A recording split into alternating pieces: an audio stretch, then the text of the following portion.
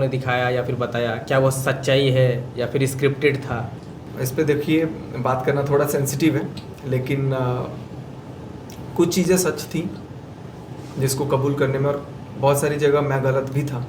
तो मैं अपने आप को अगर गलत मानता हूँ तो मुझे लगता है कि मैं अपने आप को उस चीज़ से आज़ाद कर रहा हूँ। क्योंकि ठीक है भाई, गलती अगर है, कोई जानबूझ करके कमिट नहीं करता है कोई मिस्टेक हैपेंस, ऑलवेज हैपेंस। तो वो हुआ मेरे साथ, तो मुझे भी फील हुआ, तो मैंने मनीषा को सबसे पहले उसके लिए अपॉलॉजी दिया, फिर अपने व्यूवर्स को भी अपॉलॉजी दिया, क्योंकि कहीं ना कहीं वो भी एक धोखे में थे, चीज़ें थी वैसा, और कुछ चीज़ें ऐसी थी जो नहीं थी, लेकिन उसे मुझे मजबूरी में बोलना पड़ा, क्योंकि मैं सोचा कि अगर मैं ये बोल दूंगा तो किसी का भला होगा।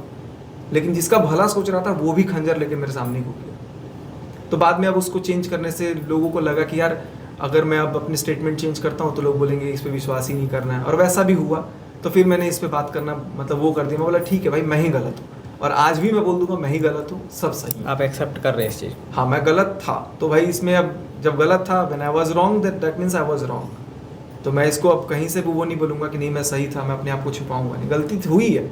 गलती हुई है, उस कंट्रोवर्सी में कहीं ना कहीं मेरी मिस्टेक थी, और उसके लिए मैं अपने सारे व्यूअर से आज तक अपॉलॉजी लेता हूँ। मनीषा जी कुछ कहेंगी इसके बारे में, इस चीज़ के बारे में थोड़ा सा, कैसे क्या हुआ था, नहीं हुआ था?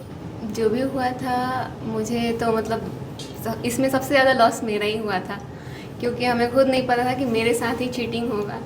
और सच में ये जो हुआ ना, मुझे लगता है कि ऐसा नहीं होना चाहिए, क्योंकि हमने कोई कमी नहीं दिया था अपने बहुत सारी चीज़ों में, बहुत ज़्यादा इनको मानते थे। और थोड़ा सा बोलने में हमको वो लगता है, क्योंकि ये सब चीज़ें ना जब मेरे माइंड में आता है तो बहुत दर्द होता है, ऐसा लगता है मेरा दिल टूट गया है। क्योंकि लेकिन मैंने इसको बोला भी, कुछ गलत नहीं हुआ है। जैसे सोशल मीडिया पे आ गया था कि ये हुआ वो हुआ, क्योंकि वो मेरे को बोलना पड़ा था। बोलना इसलिए पड़ा था क्योंकि एक इंसान ऐसा चाहता था कि ऐसा अगर बोल दिया जाए तो मैच बच जाऊँ।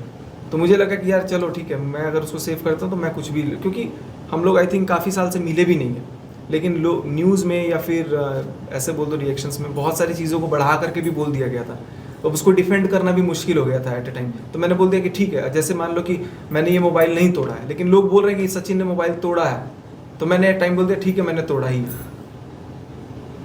इसी कंट्रोवर्सी के बीच में आप एक बार शायद कहीं चले भी गए थे ना, तो उसमें भी अफवाह उड़ रहा था कि हाँ, आप मिलने हम गए। बैठे हुए हैं कहीं दूसरी कंट्री में, और लोगों को लग रहा है कि हम बैठे हुए हैं। कहीं भी अभी भी होता है, अभी हम कहीं चले जाएंगे, नहीं बताएंगे 4 दिन 5 दिन, तो सबको न्यूज़ वाले पीछे पड़ जाएंगे कि वो यहाँ बैठा हुआ है। लेकिन अलग अलग सिनेरियो है, अपनी पर्सनल लाइफ है। तो अभी मैंने बहुत सारी चीज़ों को प्राइवेट कर लिया, अभी मैं बहुत सारी चीज़ों को बताता नहीं हूँ। जैसे आपके यहाँ फंक्शन पे भी आना था, तो मैं पहले से अनाउंसमेंट नहीं करके आया कि मैं धनबाद जा रहा हूँ मनोज भाई के यहाँ या कुछ भी। वो एट सडन अभी अरमान भाई के पास भी गया था, तो वहाँ पे भी मैं बता करके नहीं गया, अपना गया साइलेंटली गया, अपना चुपचाप निकल गया 1 घंटे में। तो वो चीज़ें होती हैं कि अब अपने आप को थोड़ा सा प्राइवेसी भी रखना पड़ता है, नहीं तो लोग पहले ही पहुँच जाते हैं। अब सेफ्टी प्रिकॉशंस भी लेना बहुत ज़रूरी होता है, पहले से अब चीज़ों को हम लोग बताते नहीं। तो पहले क्या होता था, जैसे दुबई जाएंगे तो पहले बता करके जाते थे कि हाँ दुबई जाएंगे।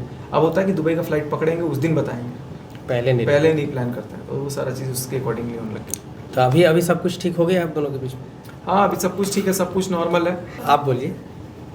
अभी तो सब कुछ ठीक है, ठीक ठाक है, नॉर्मल है। और हम चाहते हैं कि ये सारी चीज़ों को पीछे छोड़ के हम लोग अब आगे बढ़ें, क्योंकि मूव ऑन करना बहुत ज़रूरी है। अगर हम उस चीज़ को लेके चलेंगे तो हमें नहीं लगता कि हम आगे बढ़ पाएंगे। और सोशल मीडिया पे जो था वो उधर से भी था, इधर से भी था, तो इसीलिए इस चीज़ को भूलना मेरे लिए बहुत ज़्यादा डिफ़िकल्ट होता है, क्योंकि हम भूल नहीं पाते हैं जो भी मेरे साथ हुआ।